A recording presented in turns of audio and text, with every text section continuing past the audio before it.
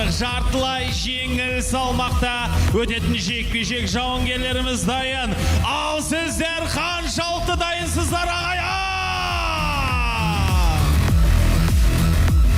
Олай болса алаңдағы спортшыларымызбен таныс болыңыздар. Алаңның көк бұрышында оның жасы 28-де. Оның кәсіби рекорды 5 жеңіс, 1 жеңіліс. Оның бойы 1,74 сантиметр, салмағы 66-да 300 келі. Атырау қаласы, Қазақстан. Ханымдар мен мырзалар, қарсы алыңыздар. Мейірбек Мори Төлегенов.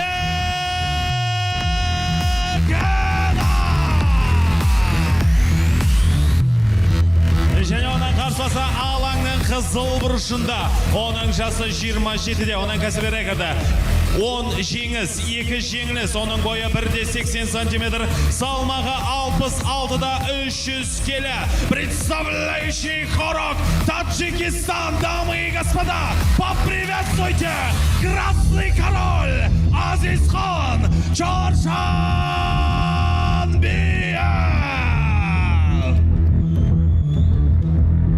Рефери Ақтілеу Әскербайұлы.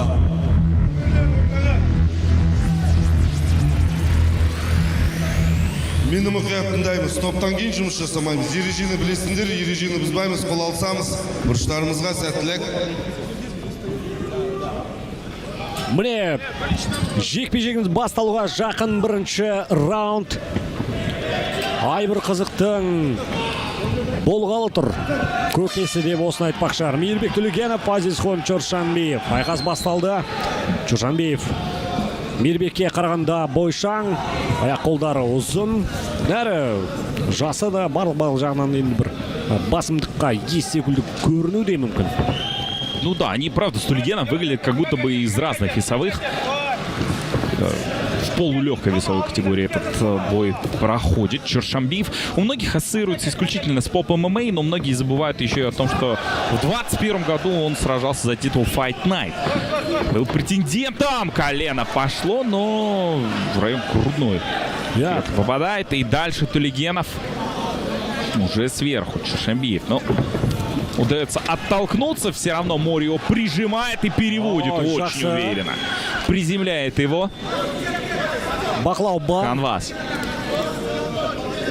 Қазір енді Төлегенов ақырын ғана осы позициясын нығайтып жақсартып, бұдан кейін бір қауіпті шабуылдардың шетін байқап көру тиіс. Ал Чоршанбиев екі аяқты да тіреп тастады. Ауыр соққы міне! Еще пропускает Чоршанбиев. Мейірбек қазір асығыстық танытқысы келіп тұрған жоқ, оны да өз өте жақсы түсінеді. Ну что, пока Красный король в опасности. И пропускает многовато. Явно Төлегенов блокирует и не дает возможности вообще не оттолкнуться. Забивает, и Азизхан уже будто бы потерял тонус опять. Міне, Төлегеновтың қарсыласын екінші мәрте атып ұрған сәті. Очень грамотно разворачивает. Міне, қазір енді жұптар жазылған екі жауынгер қашықтықтан айқасуға кірісті. Чоршанбиев джеб соққыларын бағыттап көрді. Лоу-кик, тамаша. Мейірбек өзінің қашықтығын жақсы тапқан сыңайлы. Проверяет переднюю ногу и сразу меняет стойку в Азизхан. Оверхенд мощнейший. Міне матчта біз қазір тамаша екі комбинацияны көріп қалдық екі тараптан. Чоршанбиев дегенмен де қауіпті. Тізесімен әсіресе, одан кейін қолының ұзындығы үнемі оған басымдық беретін сөзсіз. Осы Чоршанбиевтің бағыттап жатқан соққыларының өтінде қалып қоймас үшін де Мейірбек қазір басын бұғып, тіке соққы өткізіп алды. Сақтық керек. Да, правый кросс навстречу от Чоршанбиева. Чоршанбиев такое ощущение, как будто бы установил цель. Очень медленный, ленивый удар от Тулигенова. Это от лоу-кика проблем нет. Опять по касательной летит боковой. Чоршанбиев өзінің қашықтығын тапқан сыңайлы енді. Ну и застаивается Тулигенов. Откровенно. Растерял активность в концовке первого раунда. Опять оверхенд. Теперь уже попадает в цель. Размениваются ударами. Бағана Лоу.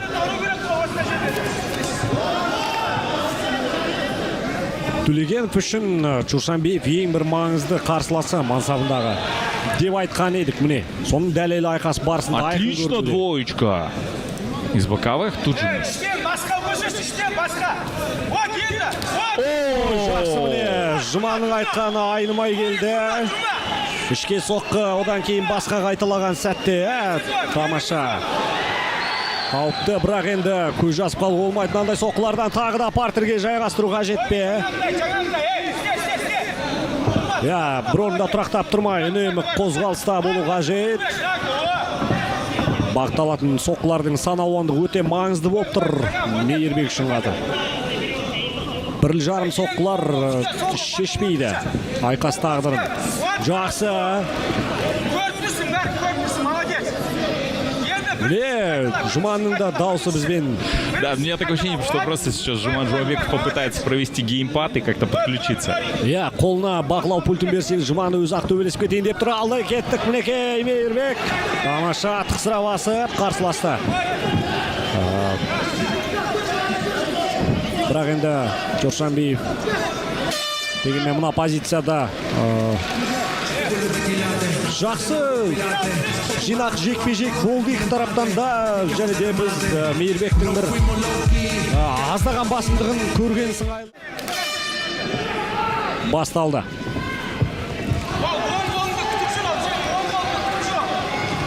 Төлегенов қазір енді түрлендіре жүріп төбелесу қажеттігін естіді Жұман тарапынан. Және ол да керек, бірінші раундта қайталай беретін болса дәл сондай комбинацияларды оған енді Чоршанбиев дайын болады.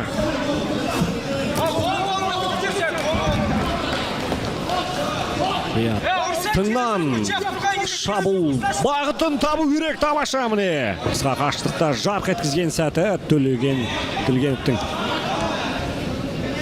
Мейірбеку получается, да, если на скачке, то залетает на ближнюю дистанцию. Чоршанбиев отмеряет постоянно передней рукой, пытается сдерживать эти наскоки. Пошли серии, и Мори пропускает. А вот теперь в ответ полетел вперед боец из Атрау. Өте жоғарғы деңгейдегі қиян-кескі төбелес, алма-кезек шабуыл. Жанкүйерлерде орнынан атып тұруға сәл-ақ қалды. Мұна тұста енді Мейірбектің қарқын сәл бәсеңсегендей болды. Қапталдан қауіпті соққы еді. Правый кросс от Чоршанбиева проходит. Колени включает, но все в блок пока. Есть локоть, опасный. Все эти удары имеют накопительный эффект слева. Чоршанбиев цепляет. Такое ощущение, что уже задышал все-таки Мейірбек. Апперкот. Ждет сближения Чоршанбиев. Чоршанбиев бейімделіп алды қысқа қашықтықтағы Мейірбектің шабуылдарына. Бұдан кейін мынау тізе. Мейірбекке қазір назар жиналатын сәт. Есть колено, дальше Тулигенову просто нельзя отпускать соперника. Нужно заблокировать ноги и нужно пересаживаться. Понятно, что с борьбой у Чоршанбиева пока не все получается. Просто отталкивает оппоненту. Опять правый прямой вставляет. Чоршанбиев қазір бара-бара блок. Шабуылға көшті. Пошел вперед. Слева боковыми затрясло. Ну что? Тулигенов. Теңселе басып қазір Мейірбек. Мощно вкладывается Чоршанбиев. Апперкот навстречу пропускает. Тулигенов тоже. Слева попадает Чоршанбиев с серии. Қазір міне. Почувствовал кровь. Чоршанбиевтің қанын. И он устал тоже. Двойка есть от Тулигенова. Но не так просто. Чоршанбиев надеялся сразу вырубить. Есть апперкот. Ну. Соққылардың салмағы саябырсыз. И в глаз попал. Или это Симуляция, нет, в корпус! И дальше Тулегенов! Нет защиты, опускает руки Чоршанбиев! Вот это драка в баре! Міне нағыз қысқа қашықтықтағы қан майдан деп осыны айтады Арбат Колено жанкүйерлер. долетает! Ну Мейірбек просто қазір- кто они бьются! Мейірбек мына тұста қалай тепе-теңдігін сақтап қалды дейсің ғой. Бэкфест. Цепляет Оу. Чоршанбиев, Тулегенов на морально-волевых стоит. Столько понапропускали оба. Таймерді көрмей тұрмыз қазір. Қанша секундтар қалды, минуттар раундтың бітуіне. Колено в корпус, в голову. Чоршанбиев бара-бара батл шабуылға И уже көшті. Чоршанбиев инициирует борьбу. Перевод. Мощный слэм.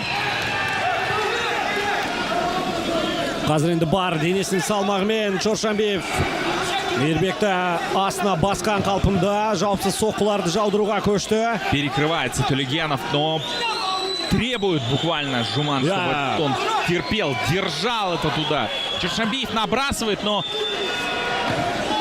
урона особо эти удары не наносят. Бірақ енді Уже в соққылар. состоянии гроги, по-моему, Тулегенов находится.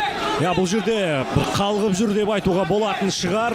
Өйткені тек қана бір автопилот режимінде қазір Тулегенов барын батылдықпен, қайсарлықпен ғана осы тұрғыда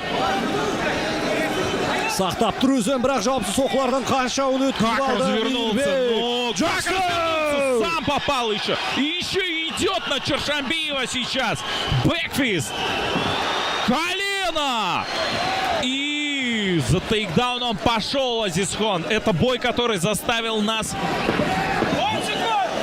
всех встать, мне кажется. Арена бутит в этот момент. И что? Ну нет, рычаг Мынадай нет, не қолдаудан кейін енді қалай рухтанбайды Мейірбек Төлегенов. Барлығымыз шындығын айтсақ тақым қысып. Ну, Міне құрмет өз алдына. Төбелес өз алдына.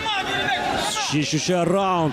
со сдвоенного джеба, потом в двоечку. Какой локоть-то, Жақсы. а? По восходящей траектории, как Беркот просто всадил море. Мейірбек. Бағанағы дәлдікті дәл тапсаң, жаңылмайсың, жазбайсың. Оригинальные решения от Нори тоже бывают, отходят. Ну что, опять с апперкотом заходит Азизхон. Одиночный удар. Есть джеб. Қиян кесік төбелеске барма дегендей. Бағана ішке бақтаған соққылар өтіп еді Мейірбектің. Төлегеновтың түйіндей соққан соққылар өткен еді. Ой, двоечкой, и вот Азизхона заходит. Тіземен соққа. Блок еще работают. Стягивает. Осы соққылар ғой қарсыластың бүйір Есть хайкик. Ішке жи-жи соғу керек сияқты.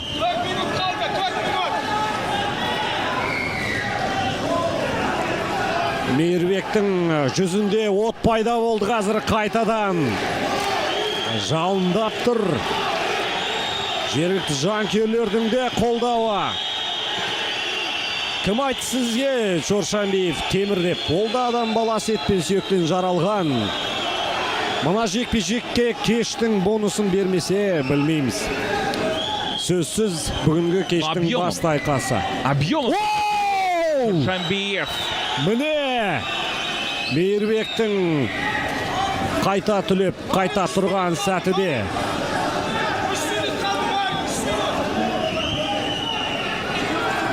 Всего 3 минуты остается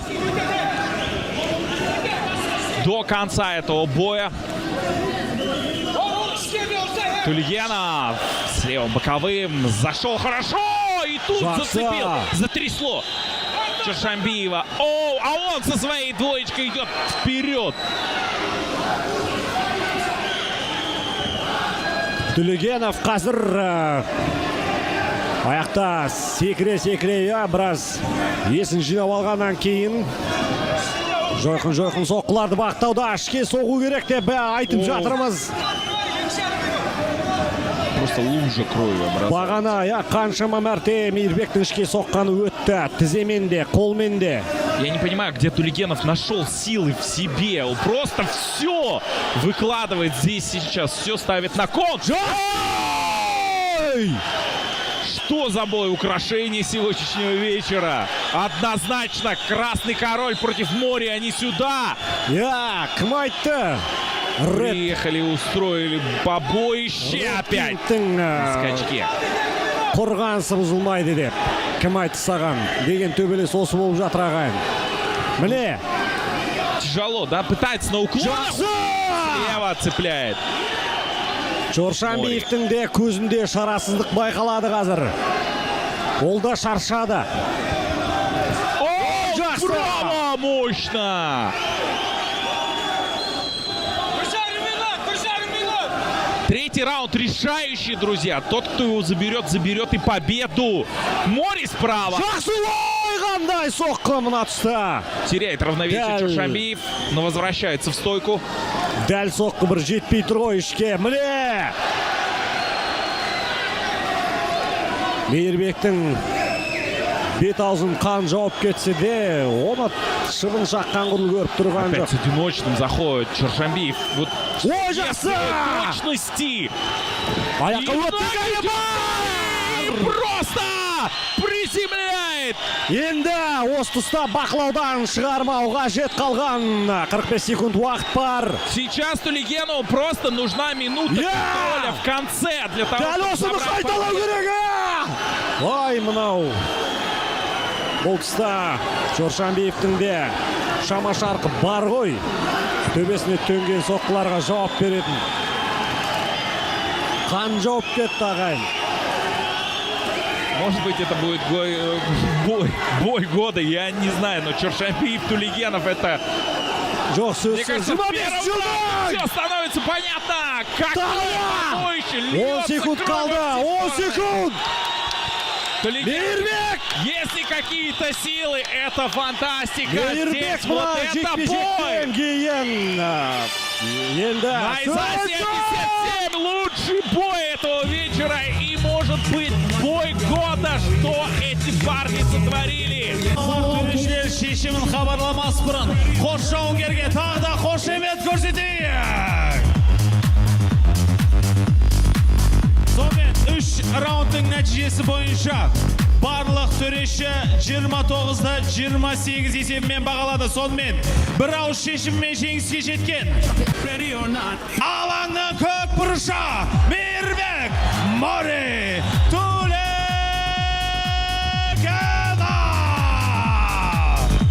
Ассалаумалейкум, өскемен! Жекпе-жегін алды ма, халқым? Бәрі ойлайды, мен тек қана күреседі деп, бірақ мен өзімді түк тұрып та айқасып көрсе алатын бүгін доказать еткім келді, мен өзім доказать еттім деп. Келісесіздер ма? Соперник чисто ударник. Жұман аға, мен естіп тұрмын, мен ести алмай қалдым, кешіріңіз. Так, осы жекпе-жекке дайындалуға көмектескен АБТМ, Тим, құрама командасы, олардың негізін қалауды Севзиханов Низами, Гурбанов Рустам. Сізге алғысым шексіз, Алла разы болсын. Осы кісілердің арқасында біз осындай жарқын жекпе-жек көрсете аламыз. Және де мұның үшін мен өзім, мен мектепте жұмыстамын, негізі физрукпын. Фараби халықаралық мектебіне рахмет айтқым келеді. Нұркен, Махамед, Райымбек, мазаларға рахмет. Осындай жарысқа жібергендеріңізге Алла разы болсын. Так, барша осы жекпе-жекке дайындалуға көмектескен Атырау Азамат ММА Федерациясы, Азамат Оразғалиевке, Алишер Учебайұлына, Панкратион Атырау командасына, менің жаттықтырушыларым Сағидолла Ерлан, жалғаушылар Жұмагелді, және де менің бірінші жаттықтырушыларым Дүйсен Ибраимбек, Қожантаев арқаларым, ағаларым, рахмет. Баршаңызға Алла разы болсын. Бүгін еңбек ақталып деп ойлаймын. Жекпе-жегін алдым Алиса. Ақсыма. Мори, сен осыдан 2 апта бұрын басқа лигада өнер көрсеткенсің. 2 аптадан кейін ба, 3 аптадан кейін ба кеп, осыны төбелесіп отырсың. Қате болған жоқ па? Негізі ортаңғы соңғы раундтарға қарай сезілді, кішкене аяқ забива түсті енді. Дальше больше моменттер болды. Бірақ ердің жолы осындай. Біз жеңіл жол таңдамаймыз. Нұрбек аға, қайдасыз? Нұрбек ағай барсыз, жекпе-жегін алдым ағай. Жақсы болды ма? Ағай, мен сізде ятта болсын, бірақ сұрайын. Маған титулдық жекпе-жек беріңіз. 61-66, не важно. Кім, қай жақтікі, не важно. және мында Арман ағамыз тұр. Егер Атырау қаласында болса, біз полный зал жинаймыз. Өскемен қаласынан кейін жинаймыз деп ойлаймын. Солай ма, Арман аға? Ұялатын уақыт жоқ, Нұрбек аға. Маған поезд керек. Мейірбек Төлегенов! Поделитесь вашими эмоциями и впечатлениями о данном непростом поединке. Эй, ребята, можно микрофон? Какой Азизхан проиграл? Посмотрите на этот кровь на мне, посмотрите в октагон.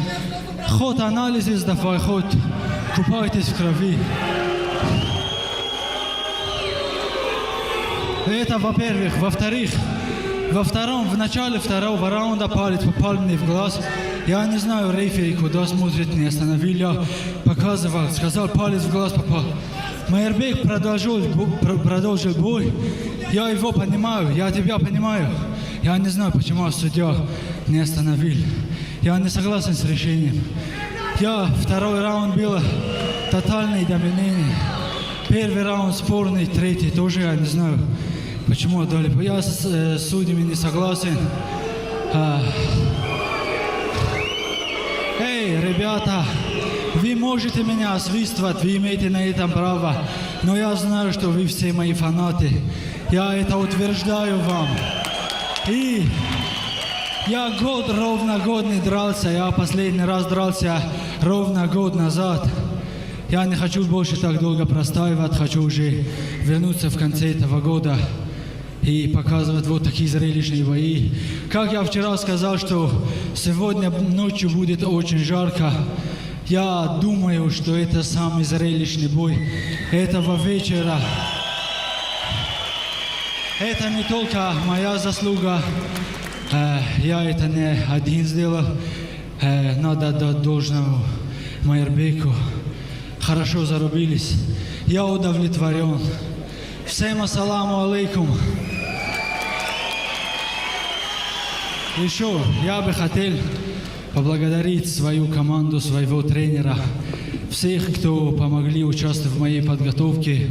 Хочу поблагодарить свою семью, они мне во всем помогали. Всем ассаламу алейкум. Еще раз аплодисменты. Брат, мы закатили очень хорошую рубку. Мне понравилось. Если у тебя есть вопросы и к судьям, конкретно ко мне, давай повторим это. Давай повторим, брат, ехала! Я в любое время, в любом месте готов. Красавчик. Братья, я очень уважаю ваших фанатов. Я очень уважаю ваши понятия. Фанаты, они вообще постоянно комментируют, вас поддерживают. Да, молодцы. Ребята, ваши фанаты – это те, люди, которые вас делают звездами. Им большое спасибо. Спасибо вашей команде. Очень достойная команда. Я понимаю тебя, брат. Ты мужчина, ты не хочешь проигрывать. Ты не хочешь свое отступать. Давай, ехала, брат, зарубимся. Мне нравится. Я в первый раз в профессиональном бою доказал, что я и в стойке что-то умею. Давай это повторим. Я за. Эй, также я хочу поблагодарить фанатов, которые сегодня здесь присутствуют и в принципе наблюдают через экран и поддерживают нас. Всем огромное спасибо, я вижу вашу поддержку. За